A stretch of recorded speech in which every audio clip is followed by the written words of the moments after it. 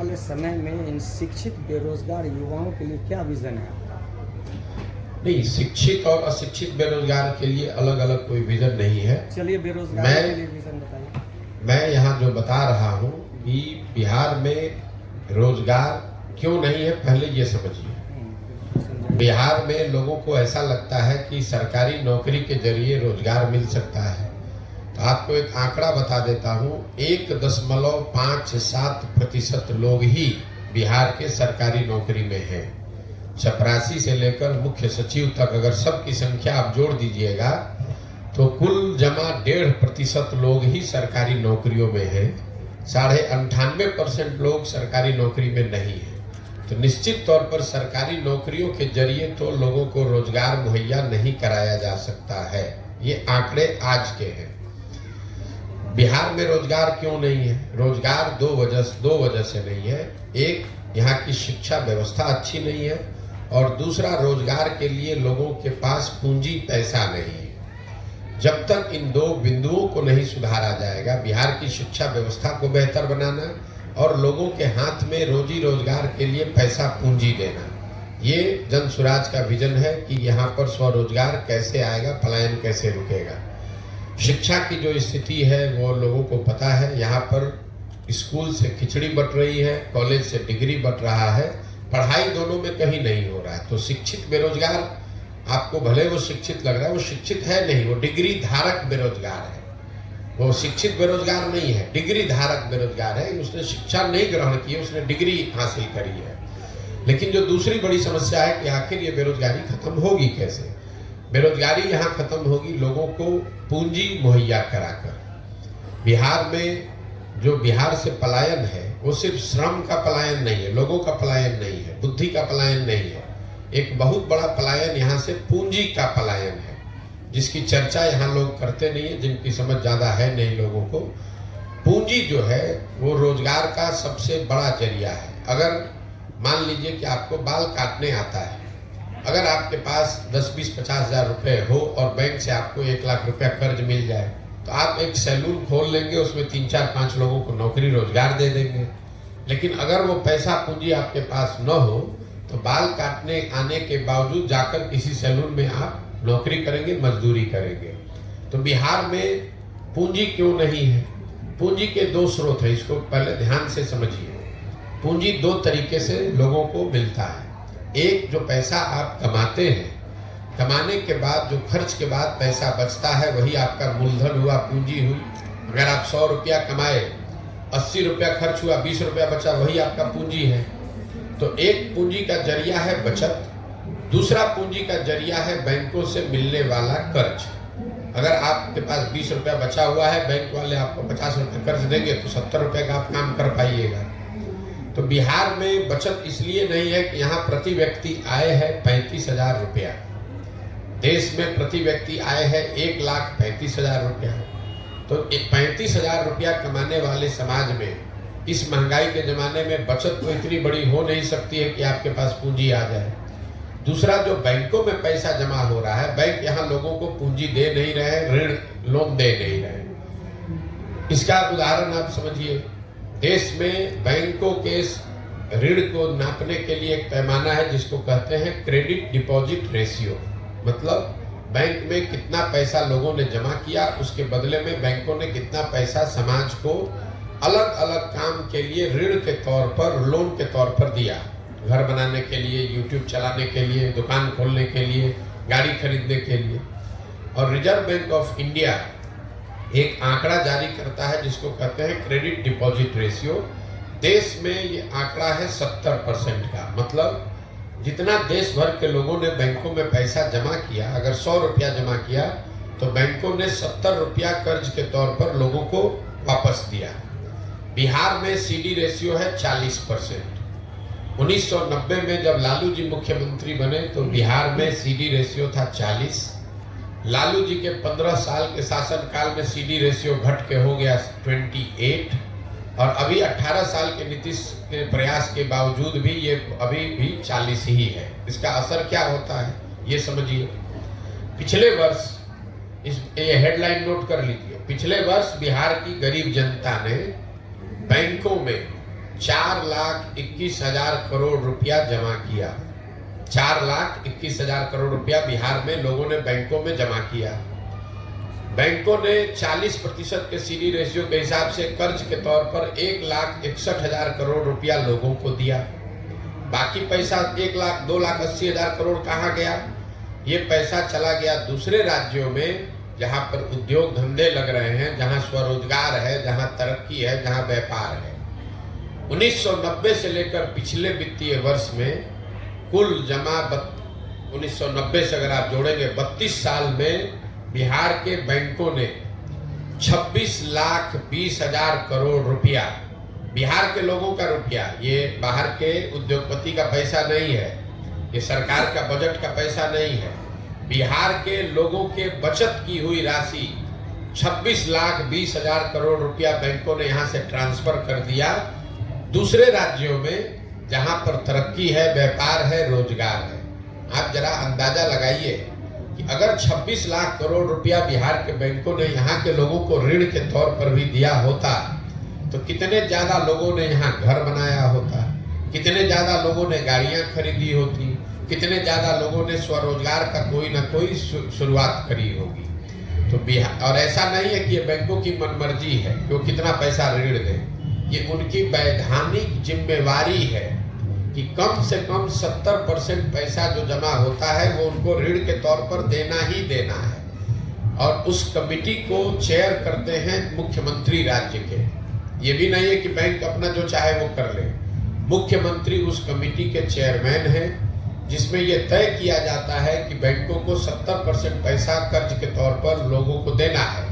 लेकिन बिहार में जैसे मुख्यमंत्री की बात पदाधिकारी नहीं सुन रहा है, अफसर नहीं सुन रहे हैं, उसी तरह से बैंक वाले भी उनकी बात नहीं सुन रहे हैं। और दूसरी दिक्कत यह है कि यहाँ के नेताओं को या समाज में इस बात की ज्यादा समझ है ही नहीं। तो आपको लगता है कि चीनी मिल चालू हो जाएगा तो उद्योग लग, उससे रोजगार मिलेगा। एक चीनी मिल लगेगा, उसको लगाने का खर्चा आएगा 10,000 करोड़ मान लीजिए, उसमें 2-4-5,000 आदमी को नौकरी मिलेगा।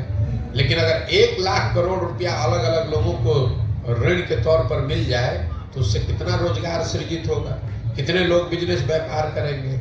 तो जन सुराज का विजन ये है कि यहाँ पर शिक्षा को रोजगार पाने वाला बनाया जाए, लोगों को डिग्री नहीं बांटा जाए, लोगों को शिक्षित किया जाए और फिर उनको पूंजी मुहैया कराया जाए बैंकों के जरिए, ताकि लोग अपने क्षमता के अनुसार, अपनी इच्छा के अनुसार कुछ न कुछ रोजगार कर सके। उससे उनकी आर्थिक तरक्की होगी और उसी से बिहार का विकास होगा। जब तक शिक्षा और पूंजी ये 2 चीज मुहैया नहीं होगी तब तक सरकार के किसी भी प्रयास से बिहार में गरीबी खत्म नहीं हो सकती है। आपके कहने के अनुसार डिग्री मिला, लोगों में ज्ञान नहीं है। बिल्कुल नहीं, यहाँ की हमारे कहने के अनुसार नहीं। यहाँ आपको आप उससे अगर इत्तेफाक नहीं रखते यहाँ की शिक्षा व्यवस्था जो है बिहार की, उसको कैसे संचालित किया जाए? शिक्षा व्यवस्था फिर वही बात है, हर चीज को आप लोग 2020 मैच के तौर पर देखते हैं। यही यहाँ के नेताओं का भी हालत है। शिक्षा व्यवस्था कैसे सुधरेगा, शिक्षा व्यवस्था क्यों बिगड़ा है पहले इसको समझिए। इसलिए नहीं शिक्षा व्यवस्था बिगड़ गई है, लोग कहते हैं कि स्कूल से खिचड़ी बट रहा है इसलिए शिक्षा व्यवस्था खराब है। अगर खिचड़ी बटने से शिक्षा व्यवस्था खराब होती तो कॉलेज में तो खिचड़ी नहीं बट रहा है, 8वीं क्लास से ऊपर के स्कूलों में तो खिचड़ी नहीं बट रही है, वहां शिक्षा व्यवस्था क्यों खराब है? कुछ लोग कहते हैं कि नियोजित शिक्षक गुणवत्ता उनकी खराब है इसलिए शिक्षा व्यवस्था खराब है। तो अगर नियोजित शिक्षकों से ही शिक्षा व्यवस्था खराब है तो Patna science college, CM science college, MS college, Bettiah, Patna college में पढ़ाई क्यों नहीं हो रही है? वहां तो नियोजित शिक्षक नहीं पढ़ा रहा है। शिक्षा व्यवस्था इसलिए खराब है कि पिछले 30-40 वर्षों में बिहार में समाज और सरकार, मैं सरकार के समाज को भी जोड़ रहा हूं, दोनों की प्राथमिकता में कहीं ना कहीं शिक्षा है ही नहीं। लोग भी यहाँ अपने आप को शिक्षित नहीं बनाना चाहते, डिग्री लेना चाहते हैं, खिचड़ी खाना चाहते हैं। आप भी अपने बच्चों को स्कूल में खिचड़ी खाने के लिए भेज रहे हैं, साइकिल लेने के लिए, पोशाक लेने के लिए भेज रहे हैं, उनको पढ़ाने के लिए नहीं भेज रहे हैं। और सरकार ने भी, नेताओं ने भी ये भांप लिया है कि लोगों को पढ़ाई नहीं चाहिए, खिचड़ी बांटो, पोशाक बांटो, इनसे वोट लेते रहो। तो कहीं न कहीं समाज और सरकार दोनों की प्राथमिकताओं में शिक्षा है ही नहीं। पूरा समाज अपने ये समझ ही नहीं पा रहा है कि अगर हम जब तक शिक्षित नहीं बनेंगे तब तक हमारा बच्चा, उसको जीवन भर मजबूरी में मजदूरी ही करना पड़ेगा। तो समाज के स्तर पर यह प्रयास होना चाहिए। जहां तक सवाल है सरकार इसको कैसे सुधारेगी, हम लोग का अपना मत है कि शिक्षा व्यवस्था सुधारने के लिए बिहार में हर जगह विद्यालय बनाने के बजाय हर प्रखंड में 5 विश्व स्तरीय विद्यालय बनाने की जरूरत है और सारे विद्यालयों को बंद कर दिया जाए, 5 अच्छे विद्यालय बनाए जाए और लोगों तक शिक्षण संस्थाओं को पहुंचाने के बजाय लोगों को अच्छे शिक्षण संस्थाओं में पहुंचाया जाए। इसका मतलब ये है कि अगर एक प्रखंड में 5 सही विद्यालय बना दिए जाएं और लोगों को स्कूल बस की सुविधा दे दी जाए तो लोग 15 मिनट, हम लोग का अपना आकलन है कि किसी भी परिवार के बच्चे को 15 से 20 मिनट से ज्यादा समय नहीं लगेगा स्कूल बस के जरिए उस स्कूल में पहुंचने में, जहां पर सिर्फ खिचड़ी नहीं बटेगा, जहां पढ़ाई होगी। दुनिया भर में जहां पर भी शिक्षा की अच्छी व्यवस्था है वहां समाज के पास स्कूलों को नहीं ले गया, लोगों को अच्छे स्कूल में लाया गया। तो हम लोग की सोच ये है कि बिहार की जो शिक्षा का बजट है 40,000 करोड़ रुपया, इसका 1/3 मतलब 15,000 करोड़ रुपया इस बात पर खर्च किया जाए कि हर प्रखंड में प्रति वर्ष एक विश्व स्तरीय विद्यालय बनाया जाए, ताकि 5 वर्ष में हर प्रखंड में 5 ऐसे विश्व स्तरीय विद्यालय बन जाएं और उनको फिर लोगों को ये सुविधा दी जाए ताकि लोग बसों के जरिए या गाड़ियों से अपने बच्चों को स्कूल तक ले आएं। अगर आप दिल्ली बॉम्बे में रहते हैं तो स्कूल आपके घर के बगल में नहीं है, सबके बच्चे स्कूल बस से जाते हैं उन संस्थाओं में जहां अच्छी पढ़ाई होती है। आधा घंटा 45 मिनट लोग स्कूल बस से जाते हैं, बच्चे पढ़ते हैं और फिर स्कूल बस से वापस आते हैं। पूरी दुनिया में जहां पर भी आप जाइएगा यही व्यवस्था है। हर घर के बगल में स्कूल नहीं बनाया गया है। स्कूल एक ऐसी जगह पर है जहां पर हर आदमी बस से, गाड़ी से, साइकिल से 10 मिनट में, 15 मिनट में पहुंच सके। बिहार में क्या हुआ है, समता मूलक शिक्षा नीति के नाम पर हर जगह विद्यालयों के भवन बना दिए गए।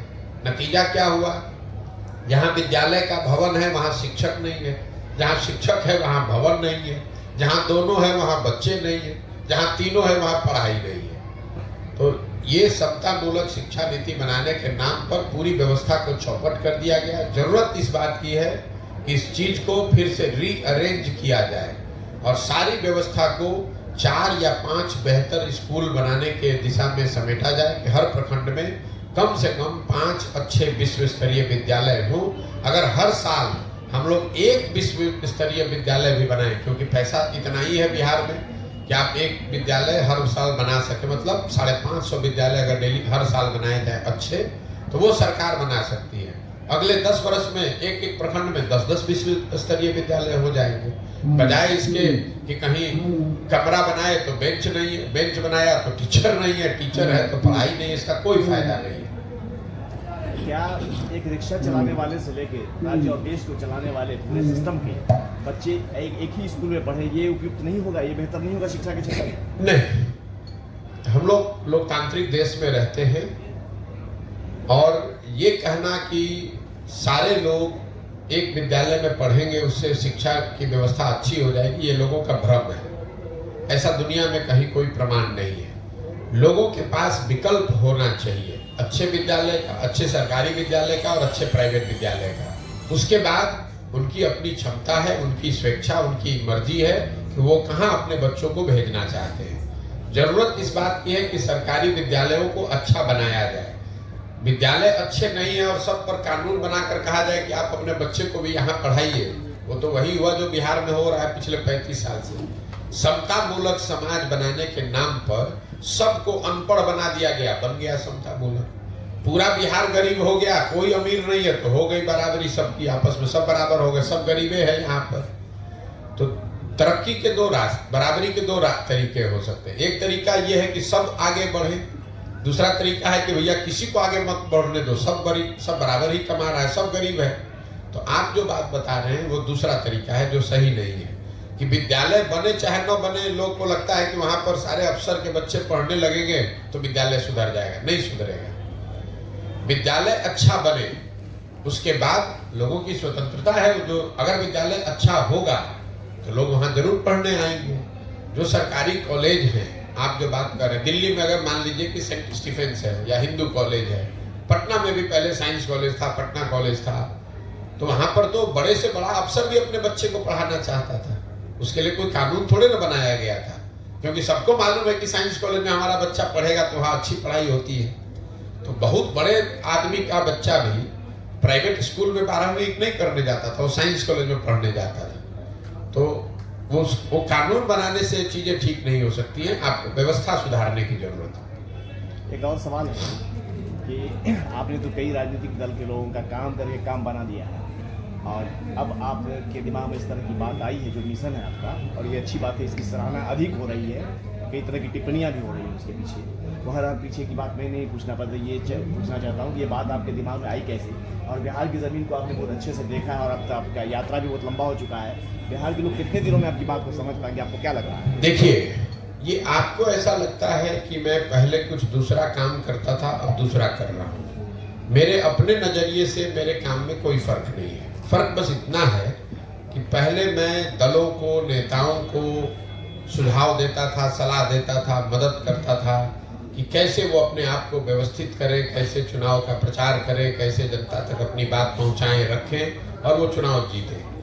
काम मैं वही कर रहा हूँ, सिर्फ दलों और नेताओं के बजाय अब ये सुझाव और सलाह हम बिहार की जनता को दे रहे हैं। बिहार की जनता को ये बता रहे हैं कि आप किन मुद्दों पर वोट दीजिए, कैसे आप आपस में संगठित होकर दल बना सकते हैं, कैसे आपको किसी के पीछे चलने की जरूरत नहीं है, आप अपने और अपने बच्चों के लिए बेहतर व्यवस्था बना सकते हैं। और पहले मैं दलों की मदद कर रहा था, अब इनकी मदद कर रहा हूँ। आपने पूछा कितने दिनों में बिहार के लोगों को समझ में आ जाएगा। मुझे इसका कोई इल्म नहीं है और ना मुझे उसके लिए कोई घबराहट है। आप देख रहे हैं पदयात्रा जो मेरी चल रही है, इसमें कोई किलोमीटर फिक्स नहीं है। इसमें ये नहीं फिक्स है कि हमको 6 महीना में इसको कर लेना है, झंडा गाड़ के फिर खड़े हो जाना है। हमें बिहार के जहां तक हो सके जनमानस तक अपनी बात को पहुंचाना है, उनको समझाना है, उनसे जाकर मिलना है, समझना है और उनको संगठित करने का ये प्रयास है। करने में 2 बरस भी लग सकता है, 3 बरस भी लग सकता है। इसके बाद जनता समझेगी कि नहीं समझेगी, ये बात, ये निर्णय तो आप लोग को देखना करना है। जब मैं चल रहा हूं पैदल तो मैंने कोई दल नहीं बनाया है, मैं कोई वोट नहीं मांग रहा हूं, मैं कोई लोगों की मदद नहीं कर रहा हूं। लेकिन जो लोग हजारों की संख्या में सुबह से शाम तक मिलने आते हैं, हम रात में 12 बजे 1 बजे तक लोगों से मिल रहे हैं, सुबह से शुरू करते हैं। तो आखिर कुछ लोगों को तो जरूर कुछ समझ में आ रहा होगा, तभी लोग आ रहे हैं। हम तो जाति की बात नहीं कर रहे हैं, हम हिंदू मुसलमान की बात नहीं कर रहे हैं, हम नाली गली सड़क की बात नहीं कर रहे हैं। हम अपने भाषणों में, अपने संवाद में तो मैं लोगों को ये बता रहा हूं कि भाई तुमसे गलती क्या हो रही है। इसके बावजूद लोग मानते हैं और कहते हैं कि नहीं भैया जो बात आप बता रहे हैं वो ठीक है, आप ये प्रयास कीजिए, आपसे हम लोग जुड़े हुए हैं। समय लग सकता है, इसमें कोई दो मत नहीं है। आखिर जब 70-75 साल में कोई व्यवस्था बिगड़ी है तो 7 दिन में तो ठीक होगी नहीं। दूसरा जो ये तरीका है लोगों को जाकर बताने का, तो पूरा बिहार में हम जाकर पहले लोगों को बताएंगे, तभी तो ये समझ में आएगा कि लोगों को बात समझ में आई कि नहीं आई। जिन जगहों पर हम गए हैं वहां पर लोगों को समझ में आ रहा है, ऐसा मुझे लगता है। क्योंकि पदयात्रा जब मैंने शुरू किया था तो मेरा लक्ष्य था कि हर प्रखंड से 20 लोगों को कम से कम हम ढूंढ कर समझा कर निकालेंगे, और वो 20-20 लोग भी अगर हर प्रखंड से आ जाएं तो पूरे बिहार से करीब 12-15 हजार लोग हो जाएंगे। वो लोग मिलकर ये दल, ये नया विकल्प, नया व्यवस्था बनाएंगे। अभी जहां तक पदयात्रा हुई है उसमें हर प्रखंड में 2000 से 2500 लोग इस परिकल्पना से, इस सोच से जुड़ रहे हैं। प्रखंड की आबादी 2.5 लाख है, 2500 उसके हिसाब से बहुत बड़ा नंबर नहीं है, लेकिन 2500 एक प्रखंड से कोई नया दल बनाने के लिए आ रहा है, ये संख्या अपने आप में अद्भुत है। किसी भी दल के पास एक प्रखंड में 2-2500 कार्यकर्ता नहीं हो सकता, उसके वोटर चाहे जितने भी हों। तो उस नजरिए से जरूर लोगों को कुछ बात समझ में आ रही है, लेकिन इसका असर कितना होगा ये तो जब पूरी यात्रा खत्म होगी, जब दल बनेगा, जब वो दल के तौर पर हम समाज में जाएंगे, तब पता चलेगा कि लोग इससे कितना जुड़े और नहीं जुड़े। कांग्रेस के राहुल गांधी का जो भारत जोड़ो यात्रा था उससे कितना अलग है आपकी? भाई राहुल गांधी बहुत बड़े आदमी हैं, वो कांग्रेस पार्टी के लिए पदयात्रा कर रहे थे। अपने लिए पदयात्रा कर रहे थे भारत को और 6 महीने, ठीक बात है, 6 महीने में उन्होंने पूरे भारत की यात्रा करी। हम बहुत छोटे आदमी हैं, हमारे पास दल भी नहीं है और हम 15 महीना से पैदल चल रहे हैं और हम कुल जमा 12 जिले में 40-45% बिहार ही घूम पाए। तो निश्चित तौर पर फर्क है। राहुल गांधी जी रोड पर चलते हैं, हम लोग गाँव में चलते हैं। राहुल गांधी जी ने एक तय सीमा में उन्होंने उस यात्रा को पूरी की। हमारे पास कोई समय सीमा ही नहीं, हम बेरोजगार बैठे हुए हैं तो 2-4-5 वर्ष भी घूमेंगे, हमें कोई दिक्कत नहीं है। उनके पास बहुत सारे काम हैं, पूरा देश उनको देखना है, तो 6 महीना ही समय निकाले तो उनके लिए बहुत है।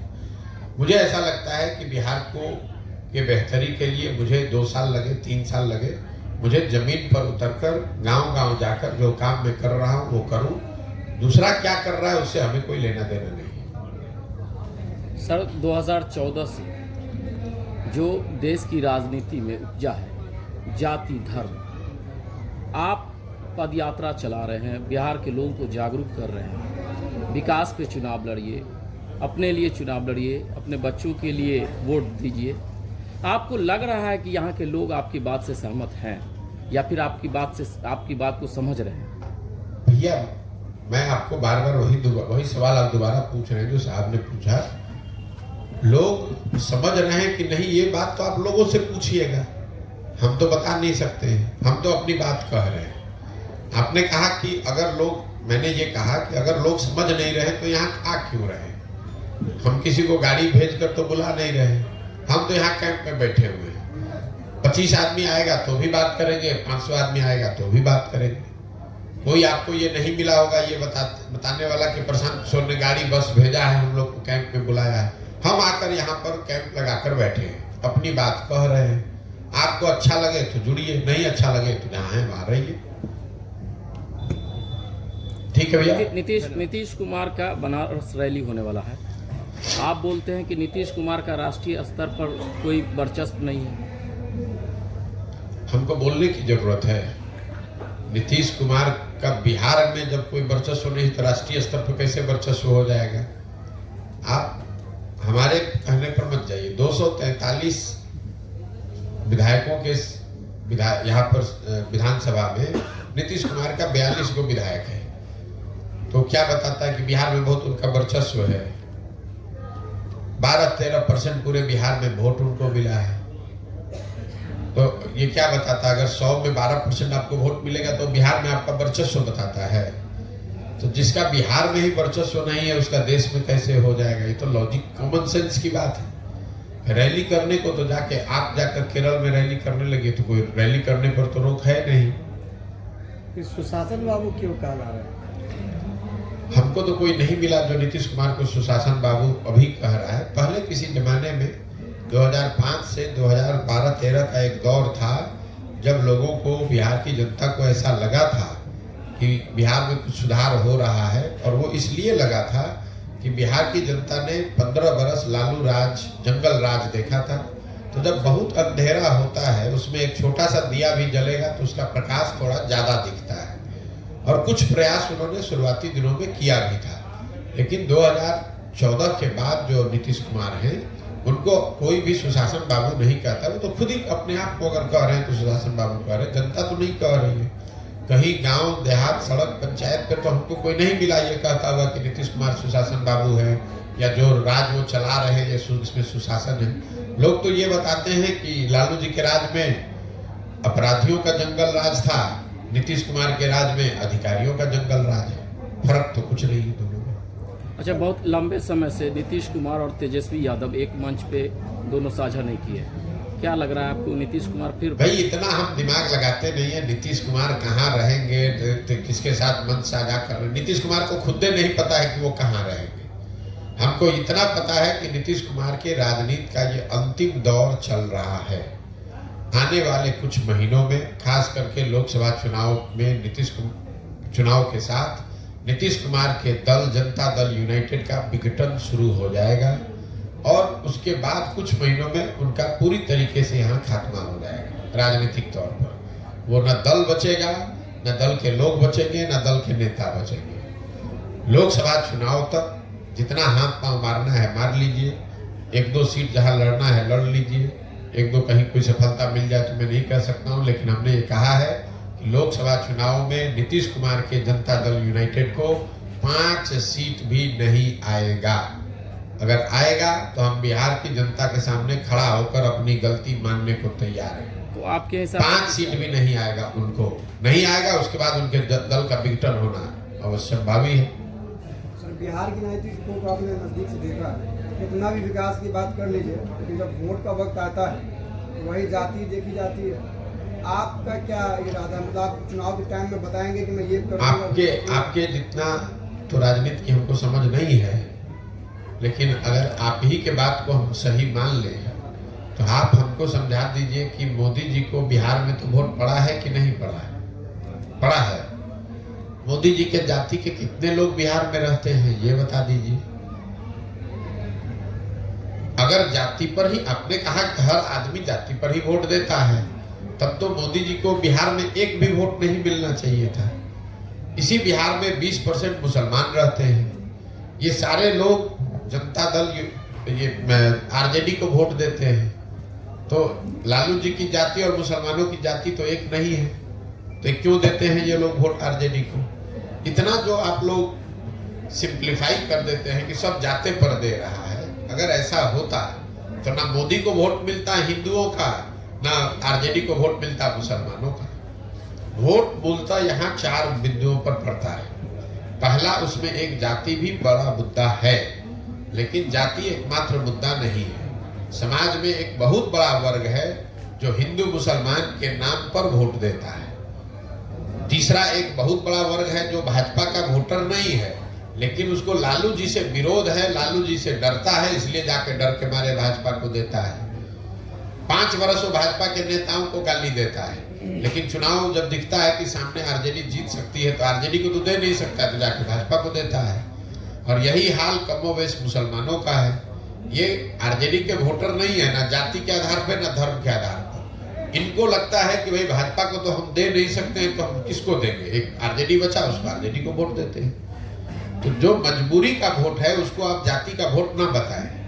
ये जाति का वोट नहीं है, ये मजबूरी का वोट है, डर का वोट है, विकल्प नहीं है इसलिए दे रहे हैं। विकल्प बन जाएगा, नहीं देंगे उसको वोट। अच्छा, केंद्र में जो अभी सरकार है तो इसको कितना फर्क पड़ेगा 24 लोकसभा में ये इंडिया गठबंधन जो बना है? कितना फर्क पड़ेगा इस पे निर्भर करता है कि इंडिया गठबंधन कितना बढ़िया बनता है, कितना बढ़िया उसको चलाया जाता है, क्या कार्यक्रम। क्या है भैया ऐसा है, आप किताब खरीद के ले आइएगा घर, उससे परीक्षा पास हो जाइएगा। सबसे बढ़िया जो मार्केट में किताब है वो खरीद के ले आइए, बिना पढ़े हुए आप पास हो जाइएगा। तो इंडिया अलायंस वैसे ही है कि आपने किताब मार्केट से जमा कर लिया, अब उसको पढ़ना भी तो पड़ेगा भाई। कोई उसका कार्यक्रम हो, नैरेटिव हो, नीचे जनता उससे जुड़े, समझे, तब तो फायदा होगा। किताब खरीद के ला के घरे रख लीजिएगा और कहिएगा परीक्षा में कितना नंबर आएगा। पढ़िएगा, बढ़िया पढ़िएगा तो बढ़िया नंबर आएगा, नहीं पढ़िएगा तो फेल हो जाइएगा। वही हाल इंडिया अलायंस का भी होगा। बहुत बहुत धन्यवाद भैया। आखिरी सवाल कर लिया जाए। मैं सर, भाजपा का जो राजनीति का तरीका आप जानते हैं, हिंदू मुस्लिम वाला है, और भाजपा के पीछे पूरी आरएसएस की पूरी लॉबी जो 100 साल की तैयारी हुई है, और लगातार आरएसएस के जो भी कार्यकर्ता हैं या फिर उनको मानने वाले बढ़ते जा रहे हैं, यानी भाजपा के वोटर्स बढ़ते जा रहे हैं। और जब भाजपा के वोटर बढ़ेंगे तो इधर सेकुलर वोटर तब कम होते जाएंगे। सर, उन्हें रोकने के लिए क्या तरीका? ऐसा है कि अगर भाजपा के वोटर बढ़ ही रहे हैं जैसा आप बता रहे हैं, तो भाजपा फिर 15 राज्यों में चुनाव कैसे हारी है? तो जीत भी रही है भैया, जीत वहां रही है जहां उनका मुकाबला ज्यादातर जगहों पर कांग्रेस से है। तो अपनी ताकत से जीतने के बजाय वो कांग्रेस की कमजोरी से ज्यादा जीत रहे हैं। भाई, पूरा जो आपने कहा भाजपा का वोट बढ़ रहा है, ठीक बात है, वोट तो बढ़ रहा है, लेकिन पिछला जो 2019 में चुनाव हुआ उसमें भाजपा को 38% वोट पूरे देश में मिला। तो अगर 100 लोग जो वोट देने गए उसमें 62 आदमी तो भाजपा के साथ नहीं था, 38 आदमी भाजपा के साथ था। अब जो 62 आदमी भाजपा के साथ नहीं था उसको एकजुट करने वाला कोई ताकत, कोई फोर्स, कोई राजनीतिक पार्टी, नेता नहीं है, इसलिए भाजपा आपको मजबूत दिख रही है। जब वो ताकत कोई बना लेगा तो भाजपा को कोई ऐसा तो है नहीं कि 50 से ज्यादा % वोट आ रहा है। भाजपा के पास जो ताकत है सर, हिंदू मुस्लिम वाला, वो किसी और के पास नहीं। अरे भैया, हिंदू मुस्लिम का ताकत उनको कोई नया नहीं ना आया है, ये तो 50 वर्ष से उनके पास है। भाजपा चुनाव से पहले नहीं हार रही थी, ये तो पिछले 2 बार से ना चुनाव जीत रहे हैं। जी आपका कोई सवाल? उसी तरह का सवाल पूछ लिया इन्होंने। बात जो हो रही है वो आपकी असल में हमको लग रहा है कि वोटर्स को आप अवेयरनेस ला रहे हैं। मेन चीज़ ये है, पार्टी बाद में आपकी आएगी। आप शिक्षा पे बड़ा जम करके बोल रहे हैं, आप बेरोजगारी पे बोल रहे हैं, कुछ स्थानीय मुद्दे पर भी फोकस हो रहा है, सद्भावना पे नहीं कर रहे हैं। बात वहीं आ गई, उन्होंने दूसरे तरह से पूछ लिया है, सद्भावना को भी एक विषय बनाया जाना चाहिए, क्या ख्याल है? नहीं, हम जो बात बोल रहे हैं कि जब आप अपने और अपने बच्चों के हित की बात करेंगे तो सद्भावना उसमें शामिल है। आप जब किसी को रोकने की बात करते हैं तो आप भी सद्भावना की बात नहीं कर रहे हैं। लालू जी सद्भावना की बात नहीं कर रहे हैं, लालू जी भाजपा के डर की बात कर रहे हैं। हम कह रहे हैं कि ना हिंदू से डरो ना मुसलमान से डरो, अपने बच्चों के भविष्य के लिए डरो। सद्भावना उसमें शामिल है। सद्भावना के नाम पर ही तो आपको डरा कर भाजपा से वोट लिया जा रहा है। लालू जी ये कह रहे हैं कि भाई भाजपा से डरो, अपने बच्चे, अपना बच्चा अगर अनपढ़ भी है तो उसकी चिंता मत करो, हमको वोट देते रहो। भाजपा वाले भी यही कह रहे हैं कि भाई तुम मुसलमानों से डरो, तुमको तुम्हारा बच्चा बेरोजगार बैठा है उसका चिंता मत करो, तुम हमको वोट देते रहो क्योंकि मुसलमान से तुमको लड़ाई लड़नी है। तो ये सद्भावना कहाँ हुई? ये सद्भावना नहीं है, ये दूसरे का डर दिखाकर अपना पेट भरने वाली बात है। हम कह रहे हैं कि भैया तुम ना मुसलमानों की चिंता हिंदू करें, हिंदुओं की चिंता मुसलमान करें। आप अपने बच्चे की चिंता कीजिए।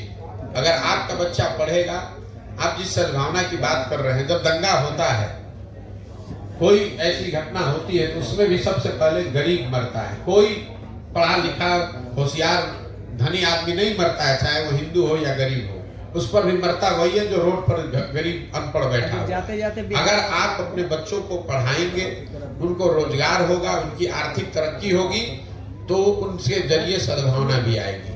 नहीं तो सद्भावना के नाम पर लालू जी आपको 30 वर्ष से मुसलमानों को कह रहे हैं कि भाजपा को हमको हराना है। भाजपा तो हारी नहीं, भाजपा तो 2 MP से बढ़ के 300 MP हो गई। 30 वर्ष में मुसलमान उनका बंधुआ मजदूर जरूर बन गया। 2 पीढ़ियां आपकी बर्बाद हो गई। आपने उनके पढ़ाई की चिंता नहीं की, आपने अपने गांव में सड़क बिजली पानी की चिंता नहीं की। आप भाजपा को हराने के नाम पर, सद्भावना के नाम पर उनको वोट देते गए। उनके बच्चे बड़े हो गए, लालू जी बड़े हो गए, वो राजा बन गए, और आपके बच्चे धारावी में जाकर मजदूरी कर रहे हैं, गुलामी कर रहे हैं। तो अगर ऐसी सद्भावना की राजनीति आप चाहते हैं तो नहीं, मेरा उससे सरोकार नहीं है। मैं वैसी सद्भावना की राजनीति नहीं करना चाहता हूँ। मैं शिक्षा और रोजगार की राजनीति करना चाहता हूँ। मैं बिहार में तरक्की की बात करना चाहता हूँ। हिंदू मुसलमान अगड़ा पिछड़ा की बात नहीं कर रहा हूँ। ये बहुत लोग आरक्षण की बात करते हैं। मैंने अभी आपको आंकड़ा दिया, 1.5% लोग ही सरकारी नौकरी में हैं। तो चाहे आप आरक्षण 40 कर दीजिए कि 100 में 100 कर दीजिए, फिर भी 98.5% आदमी को तो कुछ उसका लाभ नहीं मिल रहा है। तो ये तो लोगों को बेवकूफ बनाने की बात है। भाई अगर 1.5% आदमी को ही सरकारी नौकरी है तो उसी में तो आरक्षण आप दिया है आपने। जो समाज का बड़ा वर्ग है उसके पास तो कुछ मिला ही नहीं, इसीलिए तो जो गरीब और पिछड़े। नहीं तो अगर आरक्षण से ये सब सुधरना होता तो सारे पिछड़े समाज के लोग अभी अच्छे हो गए होते पिछले 30 वर्ष में। क्यों नहीं है? इसलिए कि 1.5% के लिए जगह ही है, तो 1.5 में तो लीजिएगा, आधा ले लीजिए या 80% ले लीजिए।